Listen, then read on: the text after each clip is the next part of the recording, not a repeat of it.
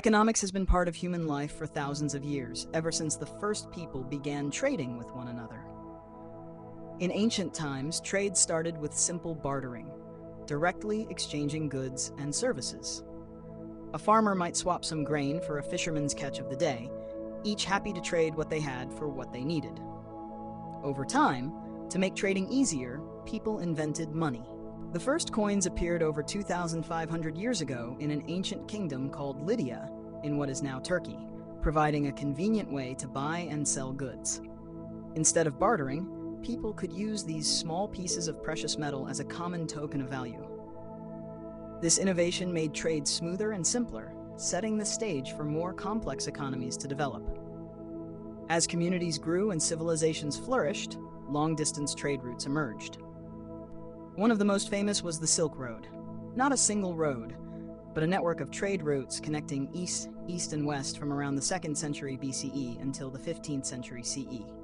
Along these routes, merchants traveled by caravan and ship, carrying goods across deserts and mountains in a slow, steady flow. Chinese silk, tea, and porcelain journeyed westward, while gold, wine, and horses traveled east. These goods were precious and exotic, creating wealth for traders and opening up the world's cultures to each other.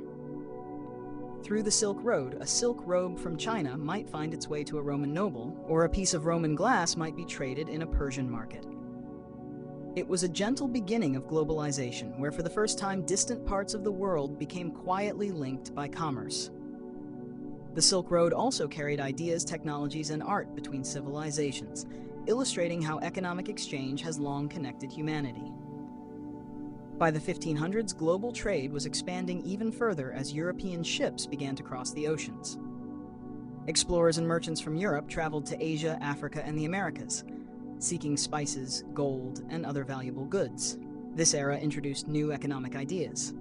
Many European kingdoms of the 16th to 18th centuries followed a policy known as mercantilism, a strategy of accumulating wealth by exporting more goods than they imported and hoarding gold and silver in their treasuries.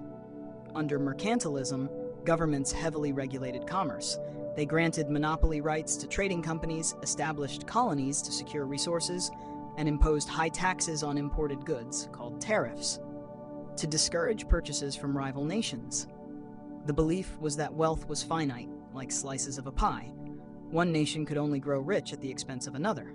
Kings and queens viewed economic strength as a way to build political and military power, so mercantilist policies were enforced strictly. This system did bring riches to some empires, but it also led to competition and conflict. European powers often clashed over colonies and trade routes, jockeying for advantage in a zero-sum game of wealth. In the late 1700s, a new way of thinking about economics began to gently take hold. In 1776, the Scottish economist Adam Smith published The Wealth of Nations, challenging the old mercantilist ideas. Smith argued that wealth wasn't a fixed pie. Countries could all grow richer by allowing trade and enterprise to flow freely, without so many government restrictions. He and other thinkers showed that when individuals are free to produce and trade as they wish, guided by their own self-interest, the result is often beneficial for society as a whole. This was the birth of capitalism as a formal idea, an economic system based on private ownership, open markets, and competition rather than strict government control. The mercantilist practice of hoarding gold and restricting imports started to fade, at least in Britain and other advanced economies of the time, as people saw that a nation could gain by trading openly and focusing on what it did best, while importing things that others could produce more cheaply. This marked a peaceful revolution in economic thought. Instead of seeing trade as a battle to be won, more people began to see it as a positive-sum exchange that could benefit all sides. Soon after, the world experienced the Industrial Revolution, which transformed economies from largely agrarian and craft-based into industrial powerhouses. Beginning around the late 18th century and continuing through the 19th century, new machines and techniques massively increased production of goods. Textile mills, steam engines, and later railroads and factories changed how people lived and worked. Small workshops turned into large factories, and many workers left farms to labor in rapidly growing cities. This great economic shift started in England around the 1760s and spread to Europe, North America, and beyond. The Industrial Revolution greatly boosted the reach of capitalism. Factories were mostly owned by private individuals or companies, and they competed to produce goods as efficiently as possible. By the early 20th century, capitalism, in various forms, had become the dominant economic system in much of the world. The historical journey had taken us from simple barter to ancient trade routes, like the Silk Road, through mercantilist empires, and into a modern age shaped by free markets and industrial might. In the following sections, we'll explore the key economic systems and concepts that define our modern global economy, all in a calm and gentle way, suitable for winding down into sleep. One of the central economic systems of the modern world is capitalism. In a capitalist economy, the businesses are owned and run by private individuals or companies, not by the government. People have the freedom to start businesses, to invest money, and to buy or sell products as they choose. Companies compete with one another to offer goods and services that customers want, and this competition can lead to better quality and lower prices over time. The guiding motive in capitalism is profit. Businesses seek to make money for their owners by attracting customers and beating out their rivals. Because of this profit motive, a capitalist system can be very dynamic. Entrepreneurs are always looking for new and better ways to satisfy demand, inventing products and improving efficiency in order to succeed. In a capitalist marketplace, prices of products are generally determined by the forces of supply and demand, essentially by what people are willing to pay and how much of the product is available. If an item is scarce but many people want it, the price tends to be higher. If it's abundant or few people want it, the price tends to drop. These price signals help guide businesses on what to produce more of or less of, without a central authority needing to decide. For example, imagine a simple market in a small town. There might be several bakeries, each privately owned, all trying to sell bread. If one bakery makes especially tasty loaves, more customers will go there, and that bakery will prosper. Perhaps it might even raise prices a bit due to higher demand. Competing bakeries will notice and might try to improve their recipes or lower their prices to win customers back. In this gentle way, competition encourages efficiency and innovation. Consumers, ordinary people buying things, benefit by getting a variety of choices and better products, and successful businesses are rewarded with profits. Under capitalism, people who use their money to start or run companies are often called capitalists or entrepreneurs. They invest capital, money, and resources into a business, hoping it will grow. If the business does well, the owners reap the rewards. If it fails, they bear the losses. This risk-reward balance is a hallmark of capitalism. It can create great wealth because a successful idea, like a new technology or a popular new product, can be sold to many people, earning a lot of money for the creators. Many of the products you enjoy in daily life, from smartphones to comfortable shoes, are results of capitalist economies where companies tried to meet consumers' needs in order to profit. Capitalism is sometimes called a free market economy or free enterprise system. Free enterprise means people have the freedom to engage in business activities of their choice. This doesn't mean there are no rules at all. Even in capitalism, governments set basic laws to prevent fraud, enforce contracts, and protect consumers and workers. But it does mean the primary decisions about what is produced are made by private individuals responding to market forces, rather than by government planners. Many countries around the world practice capitalism in some form. The United States, for instance, has a largely capitalist economy, as do countries like Japan, Germany, and Canada. Each country's version of capitalism is a bit different. Some have more regulations and social safety nets, others rely more on pure market forces. But the common thread is an emphasis on private ownership and voluntary exchange. It's worth noting, in a gentle, understanding way, that while capitalism has led to innovation and wealth creation, it also has some side effects. Because the focus is on competition and profit, capitalist economies can sometimes experience inequalities. Some people and companies do extremely well, while others may struggle. During the Industrial Revolution, when capitalism really took off, many business owners became very rich, but many workers in factories had low pay and hard working conditions. Over time, these imbalances led societies to seek some corrections, which we'll discuss later in the context of socialism and mixed economies. But at its core, capitalism remains a system that trusts the interplay of individual choices. Millions of people deciding what to do with their money and effort to organize economic life. As you relax and listen, remember that capitalism is essentially the story of those countless individual decisions, like tiny streams flowing into a great river, guiding how resources are used and what goods fill the store shelves.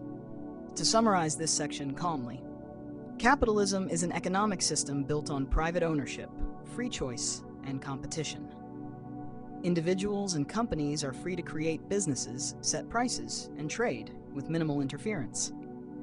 This encourages creativity and efficiency, as everyone tries to find the best way to satisfy others' needs, since that is how you earn profit. Most modern economies have a strong capitalist element, meaning markets and private enterprise play a big role in daily life. Whenever you see a new shop opening, a new gadget being launched, or a sale at a store, you're seeing capitalism in action. People striving to trade things of value, each hoping to benefit. It's a system that, at its best, harnesses human energy and ingenuity to improve standards of living. Keep this image gentle in your mind. A bustling marketplace where each stall owner is offering something unique, calling out softly to customers, and shoppers stroll through freely, choosing what they like. That serene marketplace is capitalism working in its simplest form. Now let's talk about socialism, another important economic system, and we'll do so in the same calm and easy manner. If capitalism is like a free-flowing market river, socialism is more like a guided stream, with the community or government playing a stronger role in directing the flow of economic activity. In a socialist system, the goal is to spread wealth more evenly and ensure that all people are treated fairly. To do this, the government or the society as a whole takes a bigger hand in the economy, rather than leaving everything to private competition. Key industries and resources are often owned or regulated by the state, under the belief that this can prevent extreme inequalities and provide essential goods and services to everyone. In simple terms, socialism tries to put people over profit, making sure everyone's basic needs are met, even if that means less emphasis on individual business profits. Think of things like healthcare, education, or public transportation. In many socialist-leaning systems, the government runs hospitals and schools, or controls the train and bus systems, so that these services can be provided to all citizens, either free or at low cost. The idea is that some parts of life are so important that they shouldn't be left purely to the ups and downs of the market or the ability to pay. For example, rather than having private companies compete to provide healthcare, as in a purely capitalist model, a socialist approach might fund healthcare through taxes and ensure everyone can see a doctor, regardless of their income. By doing this, the society is choosing to prioritize universal well-being over the competition of the marketplace. This reflects the core values of socialism: equality, fairness, and cooperation. Socialism as a formal idea emerged in the 19th century as a reaction to some of the harsh outcomes of early capitalism. During the Industrial Revolution, while factory owners grew wealthy, many workers toiled long hours for low wages, often in difficult conditions. This led some thinkers and workers to believe that the capitalist system was unjust. It created too big a gap between the rich and the poor. They wanted a system where the wealth produced by society would be shared more evenly among the people who helped produce it. One simple way to think of socialism is shared ownership. Instead of one factory owner making all the decisions and taking all the profit, socialists argued that workers or the public should own factories and businesses collectively, or at least that the government should manage the economy in the public's interest. By doing so, they hoped to eliminate extreme poverty and ensure that ordinary people enjoyed the fruits of progress. In a socialist economy, the government typically plans or regulates the production of goods and services. This could mean, for example, that the government decides how many houses to build, or sets prices for essential goods, or guarantees jobs for workers. The extent of this control can vary. Some socialist-inspired systems keep a lot of free market elements, merely having strong public programs, for instance, free healthcare and education, as in many European countries.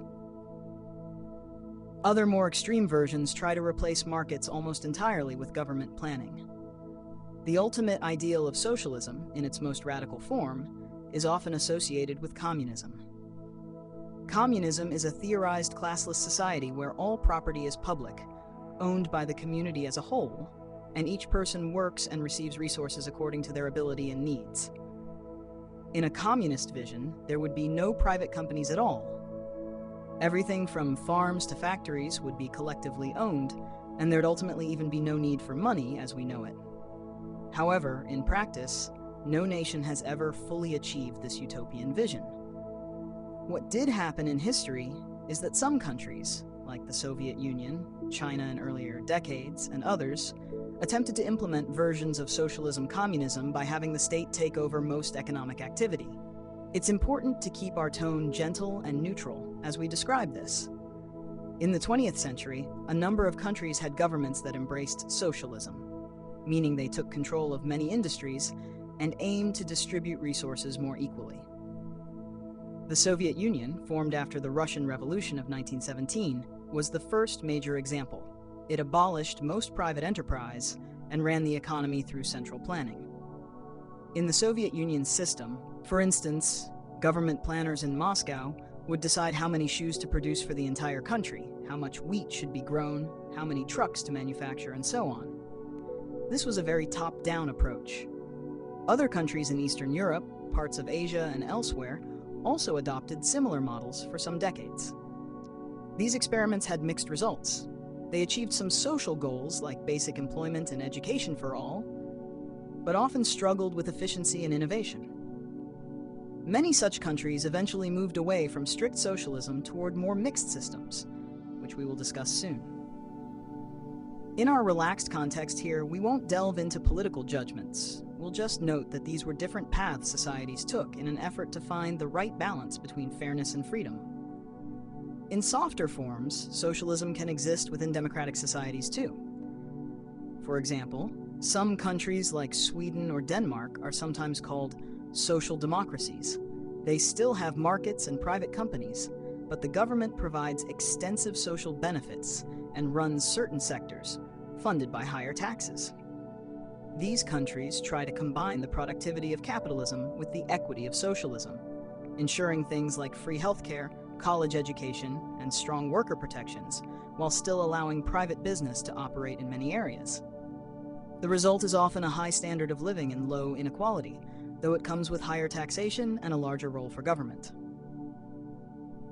As you can see, socialism isn't an all-or-nothing concept. It shades into the idea of a mixed economy, which is actually what most countries have today. More on that next. To visualize socialism in a calm way, imagine a small community where everyone collectively decides what needs to be done and shares the work and rewards. Picture a village that has a common granary where all the farmers deposit some of their harvest and from which every family can take what they need to eat. No one in the village goes hungry because resources are shared and distributed with an eye to fairness. That's a gentle mental image of the moral aim of socialism, taking care of each member of the community and reducing extremes of wealth and poverty. Of course, in a large modern nation, it's much more complex than a village, but the principle is the same: a bit more planning and sharing, and a bit less racing and competing. As you drift in relaxation, keep in mind that socialism and capitalism are not absolute opposites. They are points on a spectrum. Real economies blend elements of both. The next section will explore those blends, the mixed economies that make up most of the world today, continuing our easy journey through these concepts. Since pure capitalism and pure socialism are like two ends of a spectrum, most countries settle somewhere in between. This middle ground is known as a mixed economy. In a mixed economy, part of the economy is left to the free market and private enterprise, and part of it is managed by the government. In other words, both individuals and the state play significant roles in making economic decisions. This blend allows societies to enjoy the efficiencies and innovations of capitalism while also addressing some social needs and correcting market problems through government action. Practically every nation today is a mixed economy in some form. The mix just varies in degree. Some lean more capitalist, with limited government interference, and others lean more socialist, with a larger government presence. But outright extremes are rare. Let's break down what a mixed economy means in a very everyday sense. Take, for example, the country you live in. It likely has private businesses, stores, restaurants, tech companies, farms, run by individuals or shareholders aiming to make a profit. At the same time, it also likely has public services provided by the government, maybe public schools, police and fire departments, roads and highways, perhaps a public postal service, and possibly public health care or pensions for the elderly. The private sector, the realm of capitalism, and the public sector, the realm of government and some socialist principles, coexist and interact. This coexistence is not chaotic. Rather, each sector tends to do what it's best at. The market is great at providing consumer goods. Think of the variety of phones, clothing, or foods available when competition is high. Meanwhile, the government might be better at providing things that require large, coordinated efforts or don't yield quick profits, like national defense, basic education for every child, or infrastructure like bridges and water systems. In a mixed economy, the government typically steps in to regulate or support areas that pure markets might not handle well. For instance, to ensure everyone has access to affordable health care, a government might run hospitals or health insurance programs. To prevent extreme poverty, it might provide welfare payments or unemployment benefits. To protect consumers and the environment, it might regulate product safety or pollution. But alongside these interventions, the government also allows and encourages private businesses to thrive in other areas. You might have private supermarkets and clothing brands, private car manufacturers and software companies, all operating freely, but under rules, laws that say ensure food safety or protect consumers from fraud. A mixed economy strikes a balance, markets where they work best, and government where it's needed to achieve stability or fairness. For a calm illustration, imagine the economy as a garden. In a purely capitalist scenario, the garden grows wild, each plant, business, growing wherever and however it can, competing for sunlight and water. In a purely socialist scenario, the garden is carefully arranged by a gardener, the state, who decides exactly where each plant should be and tends them all directly. In a mixed economy, there's a bit of both. The garden has wild sections and tended sections. The gardener might put stakes and trellises to support some plants, trim others and pull out weeds here and there, but also lets many flowers self-seed and grow on their own. The result is a mix of natural growth and guided cultivation. Most Western economies, for example, follow this pattern. The United States is largely capitalist, but the government still plays a big role in funding infrastructure, running public schools, providing social security income for retirees, and so on. In Scandinavian countries like Norway or Finland, the mix leans more towards the socialist side.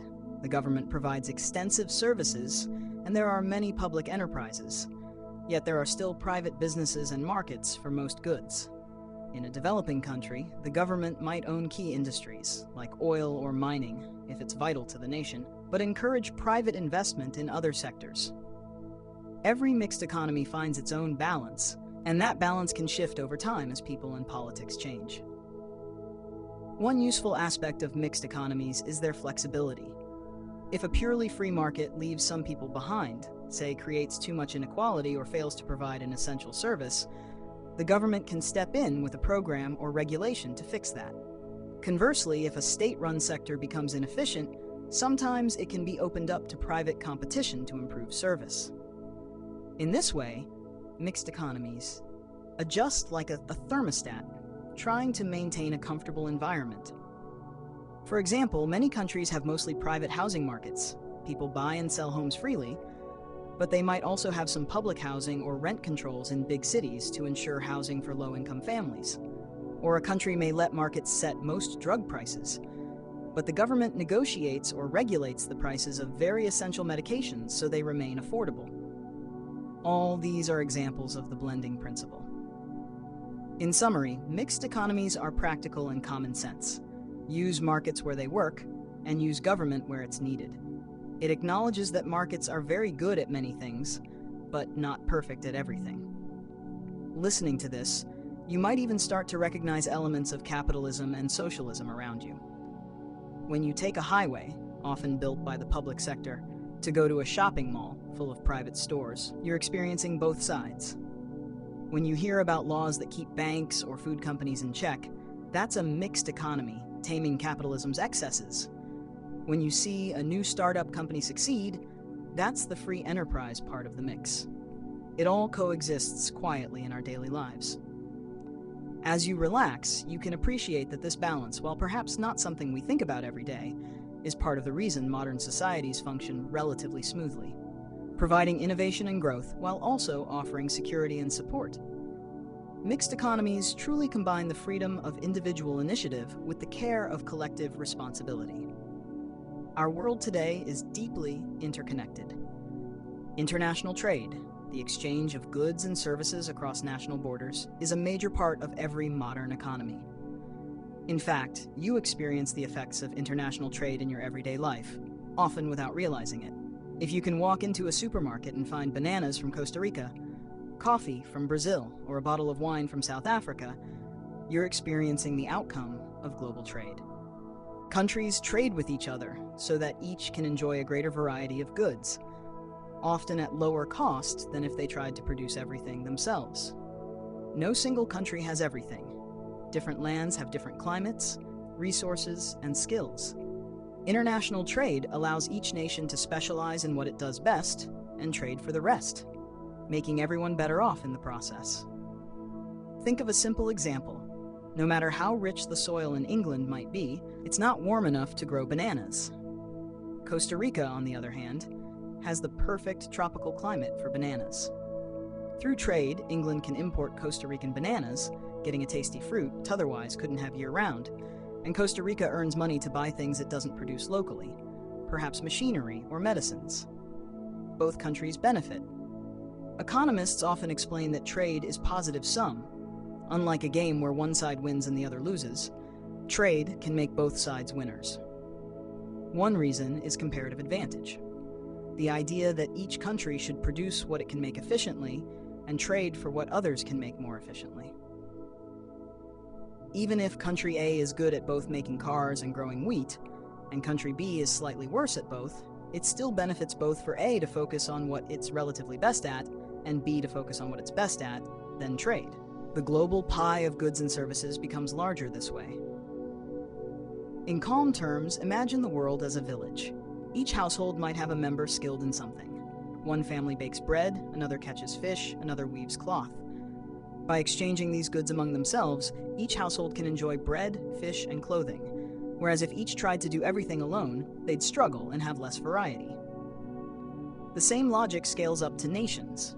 International trade allows consumers to access goods that are not available or are too costly to produce at home, and it allows producers to reach customers beyond their borders. It also tends to increase competition, which can lead to more innovation and better prices. For example, if domestic car makers know that foreign cars can be imported, they have an incentive to improve quality or reduce costs to meet the competition. As a result, consumers might get better cars at a cheaper price than if there were no international competition. Of course, trade can have downsides or challenges, which we'll acknowledge in a gentle way. Not everyone in a country benefits equally from trade. If a country starts importing a lot of cheap clothing from abroad, local textile factories might close and their workers could lose jobs. Meanwhile, consumers benefit from cheaper clothes. There's a balance to be managed. Sometimes these adjustments create political tensions. You might hear debates about free trade versus protectionism, where protectionism means trying to shield local industries from foreign competition by using tariffs or quotas. As a listener getting sleepy, you don't need to remember the term, but just know that while trade in general makes the whole economy better off, it can make certain groups within an economy feel worse off. Governments often have to assist those who are hurt by import competition or help them transition to new jobs. Despite such issues, over the long run, the global trend has been towards more trade and economic integration. Organizations and treaties have been established to promote trade cooperation, such as the World Trade Organization, WTO, which sets rules for international trade, aiming to reduce unfair barriers. But even on a simple level, one can appreciate the beauty of a globally connected market. It means that Australian wool can be turned into a suit in a factory in Vietnam, which is then sold in a boutique in Italy. It means that a drought in one part of the world might be eased by importing grain from another part that had a good harvest. Trade ties nations together, economically and often culturally too. When you sip tea that came from halfway around the world, you're linked in a small way to the people who grew and processed that tea. There's something quietly wondrous about that. Hand in hand with global trade is the concept of global supply chains. In the past, a product, say a piece of furniture or a loaf of bread, was often made entirely within one country or even one local area. Today, however, many products are made through a chain of production steps scattered across multiple countries. This is done to take advantage of the best skills or lowest costs each region offers. For example, consider a modern smartphone. Its design might be drafted by engineers in the United States. The screen could be manufactured in South Korea or Japan, the microchips produced in Taiwan, the camera module in Germany, and the battery in China. All these components are then shipped to Vietnam for assembly into the final phone, which is then distributed worldwide. So when you hold that device in your hand, it's truly a global creation. To illustrate more concretely, one mobile phone might have electronic components made in China, a plastic case made in Thailand, a battery from Malaysia, and then be assembled into the final product in Vietnam. That is one supply chain involving 4 countries, each contributing a piece. Another everyday example is clothing. Cotton might be grown in India, spun into fabric in Pakistan, dyed and cut in Bangladesh, and finally stitched into a shirt in Cambodia before being shipped to stores around the globe.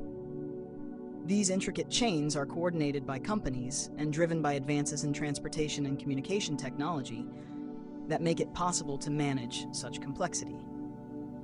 Global supply chains have some comforting implications. They mean that countries are cooperating deeply, even if quietly, in the process of making the things we use. A single product can be a symbol of peaceable collaboration among many nations. Supply chains also allow products to be made more efficiently. Each step is done where it can be done best or cheapest. This often leads to lower prices for consumers. However, like all things, there is a delicate balance. The interdependence that comes with global supply chains can also introduce vulnerabilities. If one link in the chain breaks, imagine a factory closure, a natural disaster, or a political conflict in one country, it can disrupt production everywhere. We saw examples of this when events like earthquakes or pandemics temporarily shut down key factories, causing ripple effects around the world. But generally, companies build flexibility and inventories to manage these risks, and the system hums along smoothly in the background of our lives. For a sleepy time perspective, you might picture a gentle web that spans the globe, each thread of the web representing a trade route or supply chain connection. Goods and materials move along these threads quietly, like a global circulatory system, keeping the world economy alive and nourished. Every item you buy has its own story of how it traveled to you, often involving many hands and many lands. You don't need to remember the specifics, just the sense that we live in an interconnected global economic community. This realization can actually be quite comforting. It shows how cooperation and mutual benefit are built into the very fabric of our economic lives. As you lie back, you can think of all the faraway places that contributed to the coziness of your room. The device playing this audio, the cotton in your sheets, the tea you may have drunk, and feel a gentle gratitude for that worldwide collaboration. When discussing international trade, it's also useful to understand tariffs and trade barriers, which are tools that governments use to manage or restrict trade.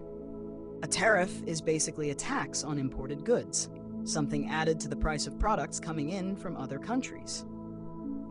Governments impose tariffs for a few different reasons. One common reason is to protect local industries. By making imported goods more expensive, a tariff can encourage people to buy domestically made products instead. For instance, if country A puts a tariff on imported shoes, foreign-made shoes will cost more in country A's stores, making the locally made shoes relatively cheaper and more attractive to buyers. Tariffs can also be a way for a government to raise revenue, collect money, in a straightforward way. Every imported item that comes through customs, the government takes a cut via the tariff. Let's give a simple example to illustrate this calmly. Suppose the country of Arcadia produces its own apples, but apples can also be imported from a neighboring country at a lower price. Arcadia's government might place a tariff tax of, say, 10 cents per imported apple. This means every imported apple will cost 10 cents more for the importer to bring in. That extra cost usually gets passed on to consumers. So, if an imported apple would have been 90 cents, it becomes $1 with the tariff. If local Arcadian apples sell for 95 cents, suddenly the imported ones are a bit pricier, and shoppers are more likely to buy the local apples. In this way, the tariff has protected Arcadian apple farmers from being undercut by cheaper foreign apples. Meanwhile, the government collects that 10 cents tariff on each imported apple that does get sold, adding to its budget. Tariffs are just one type of trade barrier. There are others like import quotas, limits on the quantity of a good that can be imported, or strict regulations and standards that foreign goods must meet. But tariffs are one of the oldest and most commonly used measures. They can be thought of as a way to put a wall, or at least a hurdle, in front of foreign products. However, it's important to note that while tariffs can help certain domestic producers, they also tend to raise prices for consumers. Please provide the next text you'd like me to repeat. Many nations have recognized that excessive tariffs are harmful to global prosperity, which is why in recent decades there have been worldwide efforts to lower tariffs through trade agreements.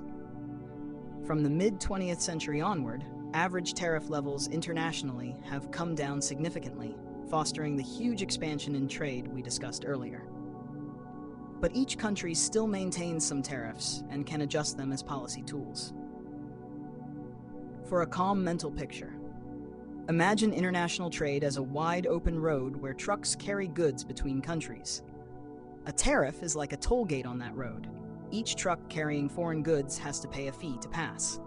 Some roads have many tolls, high tariffs, which slow down and reduce traffic. Other roads are toll-free, free trade, allowing traffic to flow easily. The global economy has a mix of these roads. Over time, countries have negotiated to remove some toll gates or lower the fees, making trade smoother. For example, within trade blocs like the EU, as we'll cover next, the internal tariffs were completely removed. When you relax and think of it, tariffs are just one more way humans regulate their affairs. Not inherently good or bad, just a tool that can be used wisely or unwisely. In moderation and for certain purposes, they may be useful. In excess, they can choke off beneficial exchange. But as you drift into drowsiness, you can let the specifics fade and simply remember, a tariff equals an import tax. A small word for a concept that can quietly influence the price tag on things in your shopping basket. As the world recognized the benefits of reducing trade barriers like tariffs, countries began forming trade blocs and agreements to make trading with each other easier and freer. A trade bloc is essentially a group of countries that agree to reduce or eliminate trade barriers among themselves. It's like forming a club with special rules to encourage members to trade more with each other. By doing so, members often enjoy cheaper goods, since no tariffs within the bloc, and can sell more to each other's markets without hindrance. These arrangements have become a cornerstone of the global economy, fostering cooperation and economic integration in various regions. One of the most prominent examples is the European Union, EU. The EU started in the mid-20th century after World War II as a way to bind European countries together economically so they would be less likely to conflict. Over time, it evolved into a single market. Within the EU's single market, goods and services, and even people and capital, can move freely across member countries with no tariffs and minimal restrictions. So if a company in Germany wants to sell appliances in France, it can do so just as easily as if it were selling them domestically in Germany. No import taxes, no heavy inspections at the border, etc. For consumers, this means a much wider choice of products and usually better prices. A person in Spain can buy an Italian car without any extra tariff cost, a bookstore in Belgium can stock novels printed in Sweden without barriers. In essence, the EU functions economically almost like one large country composed of its member nations. This has been beneficial in many ways. It's increased trade within Europe, made businesses more efficient, and given consumers lots of options. It's a gentle form of unity achieved through economics. By intertwining their economies, European countries also fostered peace and friendship. Another well-known trade bloc was NAFTA, the North American Free Trade Agreement, which originally included the United States, Canada, and Mexico. It has since been updated and renamed USMCA, but the idea remains similar. NAFTA, established in 1994, gradually eliminated most tariffs and trade barriers between those three countries. So a car could be manufactured with parts from all three countries and sold across their borders without extra duties. Canadian wheat, American electronics, Mexican fruits, all began to crisscross the continent more freely. For nearly 3 decades, NAFTA helped increase trade and economic growth in North America. It wasn't without controversy. Certain industries felt pressure from competition, but overall it demonstrated how neighbors could all benefit by opening their markets to each other. There are several other trade blocs and free trade agreements around the world. Mercosur in South America, linking countries like Brazil and Argentina. ASEAN in Southeast Asia, a grouping of 10 countries aiming for free flow of goods in that region. The African Continental Free Trade Area, a recent effort to boost trade within Africa, and many more. Each operates on the same principle. Members get together and agree, let's lower the walls between us, at least for commerce. Some are very deep integrations, like the EU, which even has a common currency, the euro, for many of its members, and some are more basic agreements just to cut down tariffs on a list of goods. You might wonder, why form these blocs rather than just everyone reducing tariffs for everyone? Well, globally there have been efforts to reduce trade barriers for all through the World Trade Organization. But negotiating worldwide agreements is slow and complex, so sometimes smaller groups of like-minded countries move faster among themselves. Also, a trade bloc often comes with a sense of regional partnership. Countries that are geographically close or share certain values find it beneficial to tie themselves closer together economically. There can be political and social benefits too. Trade partners are less likely to be adversaries. In a calm sense, you can think of trade blocs as neighborhood markets. If the whole world is a marketplace, a trade bloc is like a special section where a handful of stalls decide to remove the fences between them. If you wander into that section, you can roam freely among those stalls as if they were one. For the stall owners' countries, it means more foot traffic from each other's traditional customers and less hassle moving goods around. For shoppers, consumers, and businesses, it means ease of access to a variety of products without extra tolls. Let's imagine a friendly scenario. 5 towns decide to have an open market arrangement. Normally, if a baker from town A wants to sell bread in town B, maybe town B had a rule that outside bread pays a fee. But the 5 towns meet and agree. No more fees for our goods between our towns. Let's allow our people to trade freely. Now a resident of town C can easily buy bread from town A or cheese from town D, and the merchants of those towns can expand their reach. Over time, the towns become more prosperous and closely knit. Maybe they even coordinate on other policies for mutual benefit, like building a road connecting them or standardizing their weights and measures. Scale that idea up, and you have what many trade blocs do. They start with lowering tariffs, and often expand into broader economic cooperation. What does this mean for you, lying in bed and listening quietly? It means that many of the goods you enjoy come to you thanks to these agreements. The car you drive might be the product of a trade pact, allowing parts to be made across borders tariff-free. The fruits you eat in winter might come from a neighboring country that has a free trade deal with yours. Trade blocs have made many imports feel normal and seamless, as if they were domestically available. If you live in a large trade bloc, you might not even notice the difference between a product made in your country and one made in a partner country. In the EU, for example, stores stock all European goods without differentiation, since it's one integrated market. As you relax deeper, simply remember that trade blocs are about cooperation and reducing barriers. They reflect a gentle truth. Countries often find that by working together and trusting each other, they can all prosper. Instead of raising walls, they open doors. This spirit of collaboration through commerce is one of the reassuring narratives of the modern world. The existence of trade blocs means that, in many parts of the globe, nations are choosing interdependence over isolation. That can be a comforting thought as you drift towards sleep. It's a reminder that even in a world of many boundaries and differences, there's also a strong force pulling us together, ensuring that we share with one another across those boundaries. Let's turn now to the concept of money itself, the monetary systems that underpin the global economy. This too we will explore in a slow, soothing manner. We've already touched on the invention of coins in ancient Lydia and how money simplifies trade. Now we'll consider how money works on a national and international scale and how it has changed over time, all without getting too technical. Every country today has its own currency, or sometimes a group of countries share one, like the euro in much of Europe.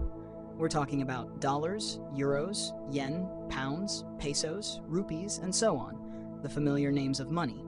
Money acts as a medium of exchange, so you don't have to barter goods directly, a unit of account to measure value, and a store of value to save purchasing power for the future.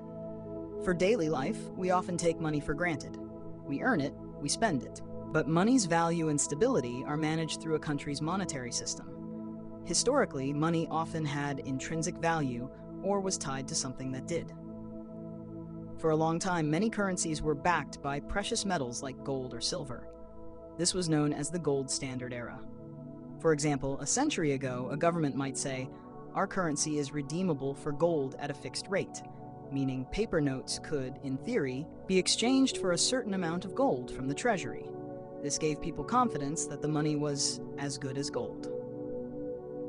In the early 20th century, major economies fixed their currencies to gold. Even after World War II, under the Bretton Woods system established in 1944, the US dollar was defined such that $35 equaled an ounce of gold, and other currencies pegged their value to the dollar. This created a system of fixed exchange rates anchored by gold. However, this system eventually became unsustainable as economies grew and changed. In 1971, the United States ended the direct convertibility of the dollar to gold, effectively taking the dollar off the gold standard. After that, most of the world's major currencies moved to a fiat money system. Now, what is fiat money? The word fiat comes from Latin, basically meaning "let it be done" or "by decree." Fiat money is currency that isn't backed by a physical commodity like gold. Its value comes from the trust and acceptance that people and governments place in it.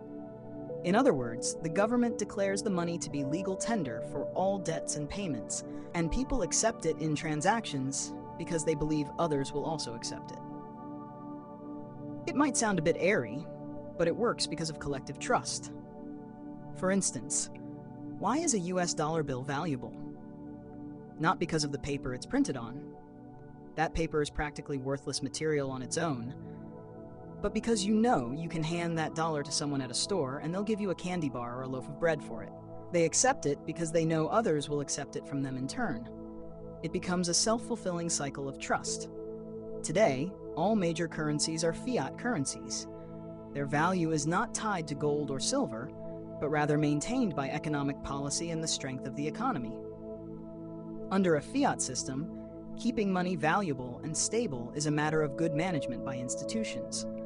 Most countries have a central bank, like the Federal Reserve in the US, the European Central Bank for the Eurozone, the Bank of England, the Bank of Japan, etc.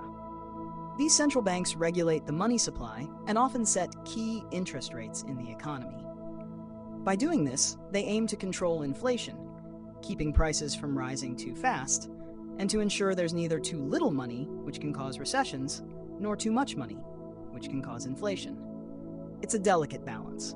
Central banks operate somewhat behind the scenes, but they have a large influence on everyday life, affecting things like mortgage rates, credit card interest, and the general cost of living. For our purposes, though, you can just imagine them as the steady hands on the wheel of a ship, making small adjustments to keep the economy on a stable course. On an international level, currencies have exchange rates relative to each other. These rates can change daily based on market forces, or some currencies are pegged to others. If you travel abroad or shop online internationally, you might have to exchange your money for the local money. For example, $1 might exchange for roughly 0.9 euros, or about 110 Japanese yen, or various other amounts for other currencies. These ratios change gradually over time. A currency's value can be thought of like a price. If more people want a currency, perhaps because they want to buy that country's goods or invest there, its value goes up relative to others. If less demand, it goes down.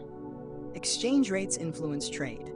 If your country's currency is strong, imports become cheaper because your money buys more foreign currency, hence foreign goods cost less, but your exports become pricier for others. If your currency is weak, imports cost more and exports sell more easily abroad. Countries generally prefer a stable exchange rate environment, so there aren't sudden jolts in prices or trade competitiveness. The global monetary system today is a mix of floating currencies and a few pegged ones, all underpinned by cooperation among nations. There is no single world currency. Instead, a handful of major currencies, like the US dollar, euro, yen, pound, serve as international benchmarks. Please provide the next text you'd like me to repeat. It's somewhat like a credit union for countries. By having this safety net, it prevents individual country crises from spiraling into wider global problems. A famous example, during the Asian financial crisis of 1997, several countries like Thailand, Indonesia, and South Korea faced currency crashes. The IMF organized large rescue packages, loans, to help those economies stabilize. Not every action is perfect or without criticism, but generally the IMF's presence provides confidence that somewhere out there is a firefighter for financial fires.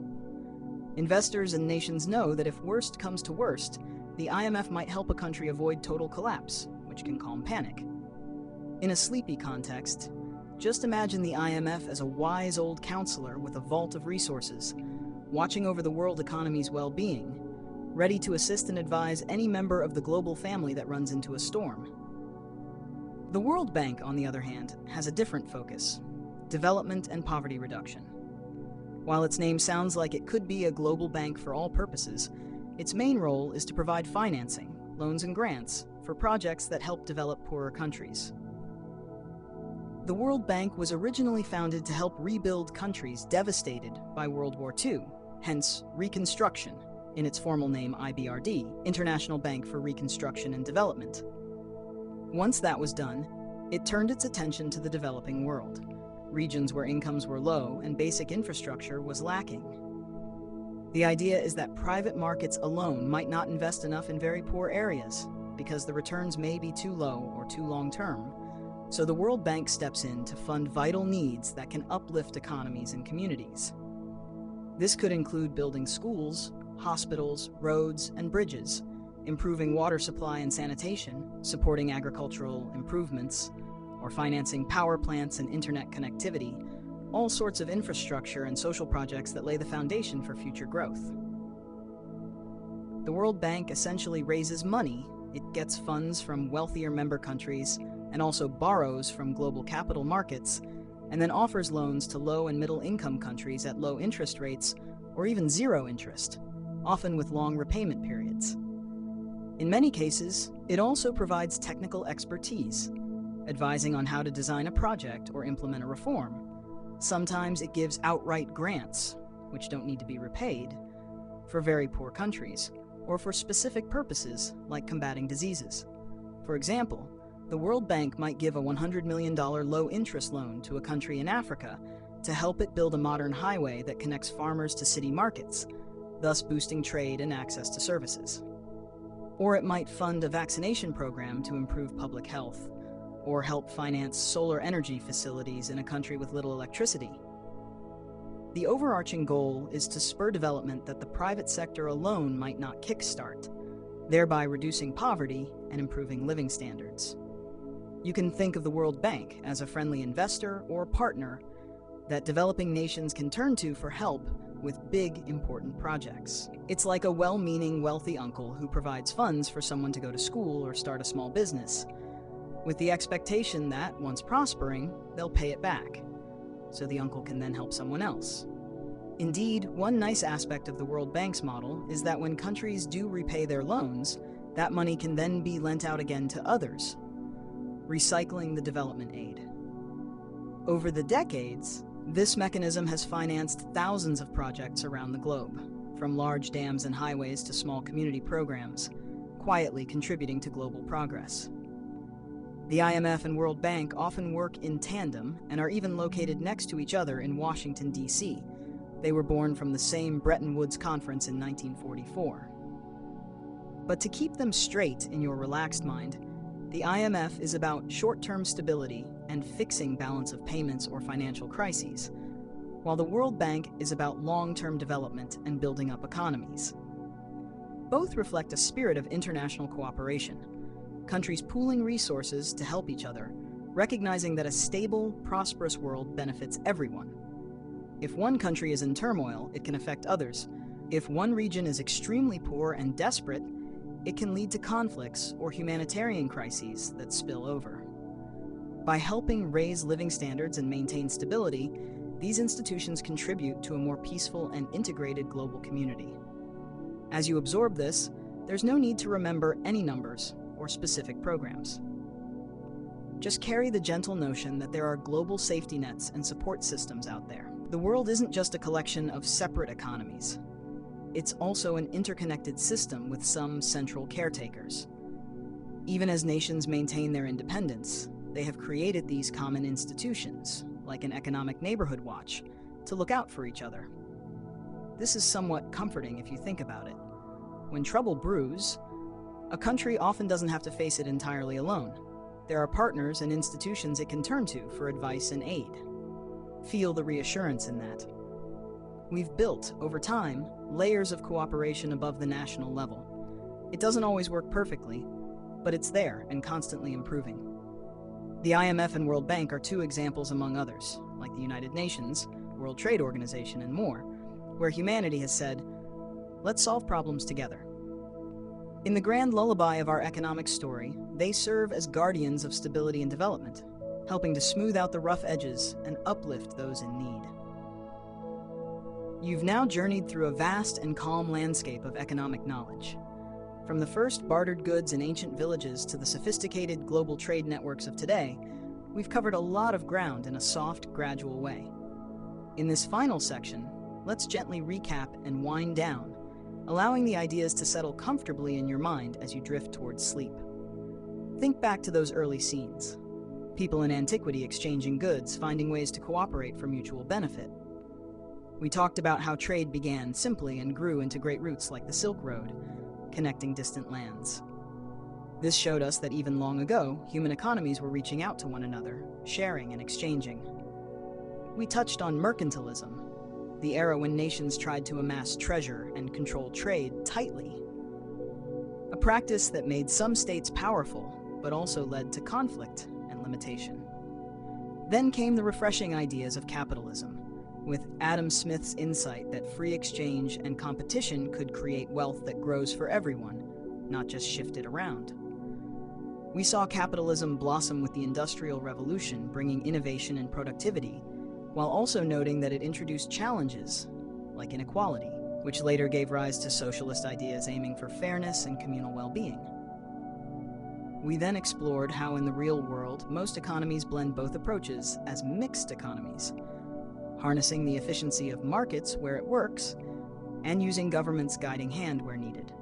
This mix has given us the modern prosperity and stability many countries enjoy, balancing individual freedom with social care. We moved outward to the international arena, seeing how countries trade goods on a massive scale so that each can enjoy things it doesn't produce itself. Global trade emerged as a theme of interdependence and mutual gain.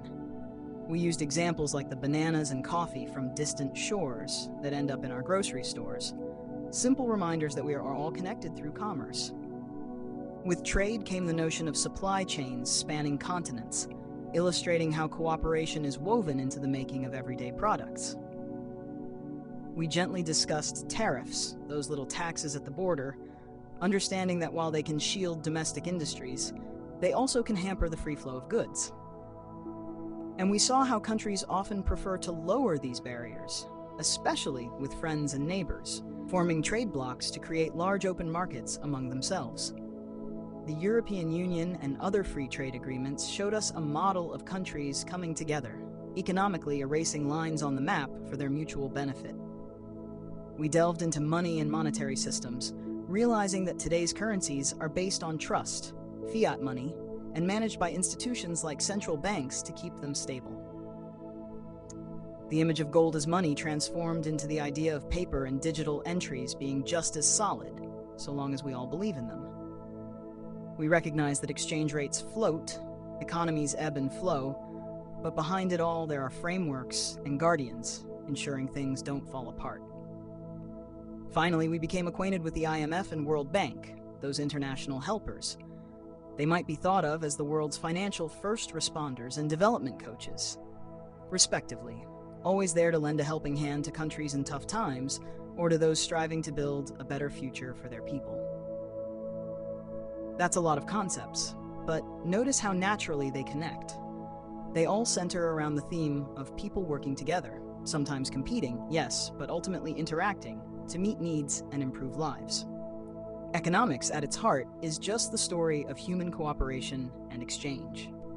It's the story of how we take care of each other by specializing in tasks and trading, whether it's two farmers swapping grain for meat, or hundreds of nations exchanging billions of dollars of goods across oceans.